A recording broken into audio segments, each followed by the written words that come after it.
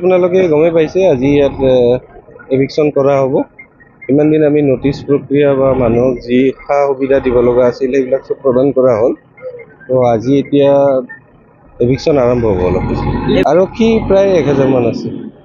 কেনেকুৱা ধৰণৰ উচ্ছেদ অভিযান চলিব? সম্পূৰ্ণ প্ৰক্ৰিয়াটো কেনেকুৱা হ'ব? আচলতে এতিয়া উচ্ছেদ বুলি ক'ব নোৱাৰিয়ে। অলৰেডি মানে 95% মানুহে ইয়াৰ পৰা গুচি গৈছে। গতিকে এতিয়া যিবিলাক মানুহ যোৱা নাই সেইখিনিৰ কাৰণে উচ্ছেদ হ'ব। আৰু মানুহে স্বতঃস্ফূৰ্তভাৱে চবেই আমাক সহায় কৰিছে।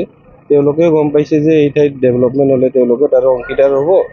গতিকে মানুহবিলাকে নিজে নিজেই গুচি গৈছে। যিসকল মানুহ এতিয়ালৈকেও মানে যোৱা নাই সেইসকল মানুহক কি আহ্বান জনাব? নাই, আমি এইটোৱে আহ্বান জনাম যে তেওঁলোকে যাতে সোনকালে এই ঠাই স্থান পৰিত্যাগ কৰে আৰু চৰকাৰে যি আপোনাৰ 50,000 টকা দিছে সেইটো তেওঁ লৈ তেওঁ বেলেগ ঠাইত স্থানান্তৰিত হওক আৰু তেওঁলোকে নিজাকে হেৰি কৰক। উচ্ছেদ কি এদিনে চলিব নাকি আৰু?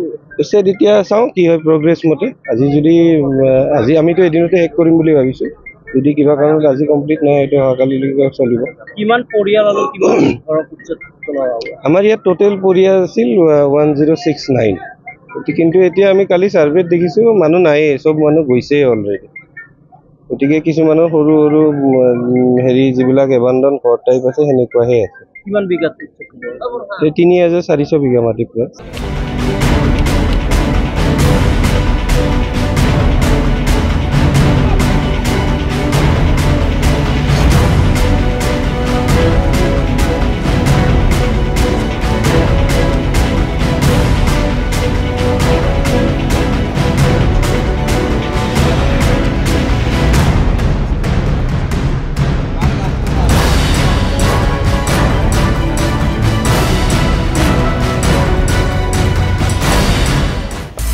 আপুনি বিচৰা বাতৰি পাব কেৱল নিউজ 18 এপত।